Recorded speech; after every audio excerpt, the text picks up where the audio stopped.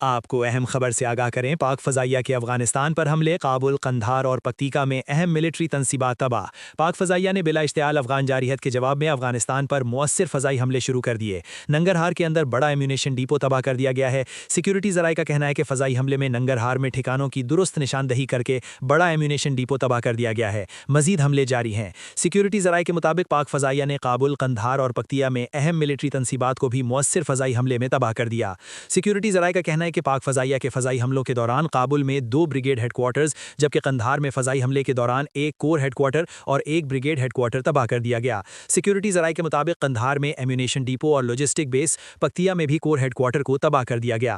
واضح رہے کہ پاک افغان سرحد پر افغان طالبان رجیم کی بلا اشتعال کارروائیوں کے خلاف پاکستان نے آپریشن غضب للحق شروع کر دیا۔ سیکیورٹی ذرائع کے مطابق پاکستانی سیکیورٹی فورسز کی جوابی کارروائی سے افغان طالبان کے متعدد ٹھکانے تباہ ہو گئے اور خوارج بھاگ کھڑے ہوئے۔